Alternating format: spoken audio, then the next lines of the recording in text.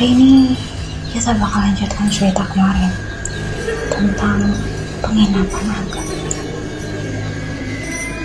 Di sisi lain, Kinan dan Ara masih bingungan mencari Yasmin.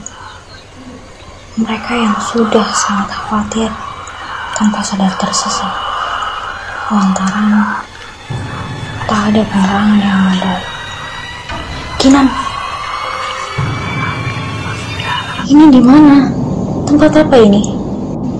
Tanya Ara yang menyadari jalan yang mereka tapaki semakin penuh rumput liar dan gelap. Kakak, ini gimana sih? Kan sudah jelas kita di loh. Kok kita di sini? Jawab Kinan terkejut setelah melihat sekitar yang penuh dengan pepohonan rimbun. Kalau kakak tahu, kakak nggak nanya kamu, sahut Ara. Kok jadi aku? Jelas-jelas aku sibuk nelpon Yasmin dari tadi. Harusnya kakak perhatikan jalan dong, jawab Kinan emosi. Kinan dan Ara pun saling menyalahkan hingga lelah sendiri. Setelah puas meluapkan emosi, mereka saling diam, enggan bekerja sama mencari jalan keluar. Lama mereka saling diam, hingga akhirnya Ara mengesampingkan egonya demi menemukan Yasmin dan keluar dari tempat aneh itu. Kinan, kakak minta maaf ya. Sekarang kita harus menemukan Yasmin secepatnya, ucap Ara. Kinan yang awalnya masih enggan berbicara dengan kakaknya itu, setelah mendengar nama Yasmin, ia pun luluh. Oke, tapi bukan berarti ya aku maafin kakak, jawab Kinan ketus. Ara pun mengerti dan mereka mulai memikirkan cara menemukan Yasmin dan jalan keluar. Kinan dan Ara pun mulai berjalan perlahan menampaki jalan yang ada di depan mereka. Suara burung hantu dan jangkrik yang memecah malam sunyi membuat jantung Ara berdegup semakin kencang. Kinan, apa kamu sudah berhasil menghubungi Yasmin? Tanya Ara. Kinan diam dan mematuk terkejut melihat apa yang ia lihat. Ara yang tak kunjung mendapat jawaban dari Kinan pun menoleh, dan terlihat badan Kinan sedikit gemetar. Kinan, are you okay? Kinan hanya menunjuk ke arah semak belukar di samping kiri mereka. Kinan melihat sosok tak utuh yang terus-menerus memanggil Kinan. Ara pun terkejut dan langsung menggandeng tangan Kinan, mengajaknya berlari secepat mungkin. Langkah mereka terhenti ketika sampai di sebuah persimpangan jalan. Ara dan Kinan dilema hendak memilih jalan yang mana.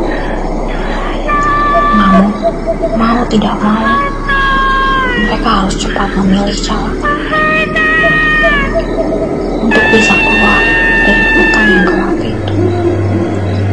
Mereka tentulah tidak bisa beristirahat sejenak karena mereka masih belum menemukan Yasmin.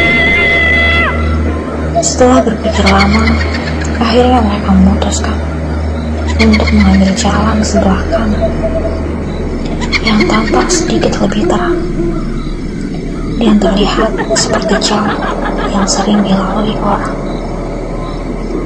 Meskipun ragu, Ara dan Kinan tetap melangkahkan kaki perlahan dengan cahaya senter dari ponsel.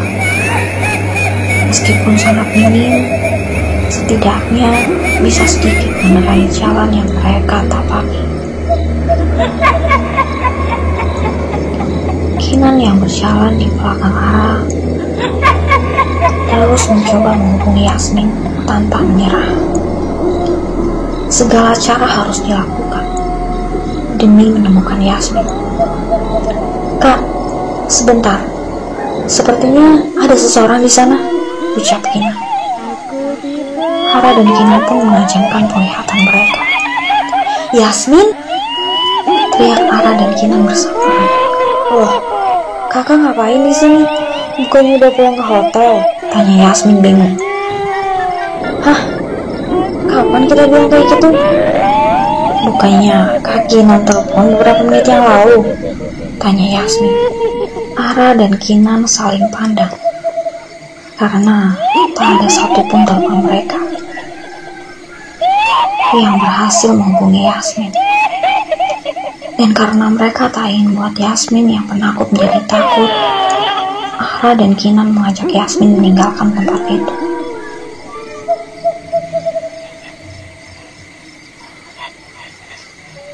"Ayo, kita lewat jalan itu," ucap Kinan menunjuk jalan yang sangat gelap. "Salah, aku tahu jalan menuju hotel kalian," ucap gadis kecil yang tadi bersama Yasmin. Ara dan Kinan baru menyadari jika Yasmin tidak sendirian.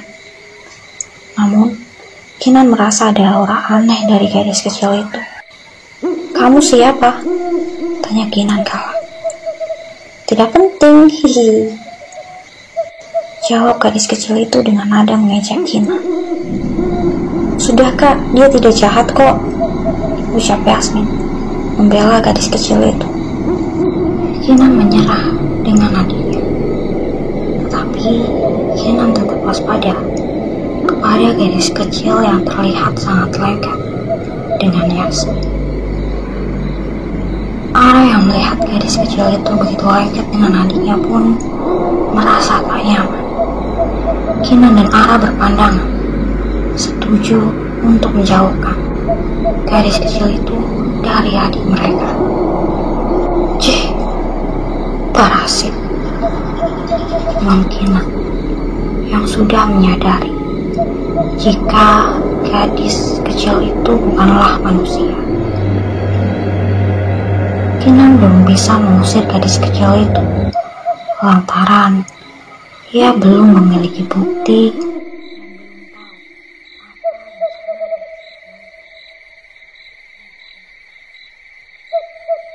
dan belum tahu apa rencana gadis kecil itu mendekati Yasmin.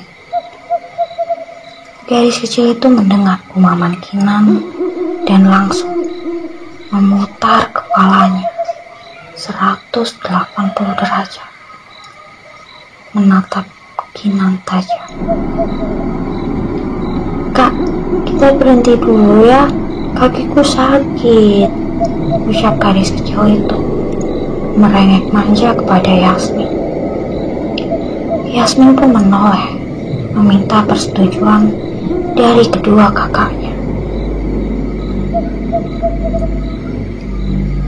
Kinan dan Ara pun mengiyakan saja karena tak ingin membuat adiknya itu ketakutan jika tahu bahwa gadis kecil itu bukanlah manusia. Mereka pun mencari tempat yang nyaman untuk beristirahat. "Kak, temani aku ke sana, aku ingin buang air kecil," rengek gadis itu kepada Yasmin. Yasmin pun langsung bangkit dari duduknya dan menemani gadis kecil itu. Yasmin berdiri membelakangi semak-semak tempat gadis itu. Tanpa rasa was-was, dengan santainya Yasmin menunggu gadis itu selesai buang air kecil. Yasmin yang biasanya mampu menyadari kehadiran makhluk tak kasat mata, tak sadar jika ada yang mengintainya ketika mereka beristirahat di dekat pohon besar. Ada tamu rupanya, suara seorang kakek-kakek tua yang tiba-tiba muncul dari balik pohon membuat Kinan dan Ara terkejut. "Ajak adik kalian kemari. Mereka semua sudah mengincar adik kalian, sambung kakek tua itu. Ara dan Kinan berpandangan tak mengerti dan tak percaya ucapan kakek tua itu. Tiba-tiba, "Kakak!" teriak Yasmin.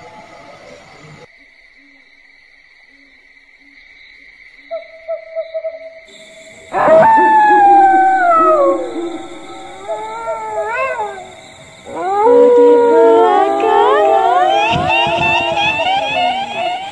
aku di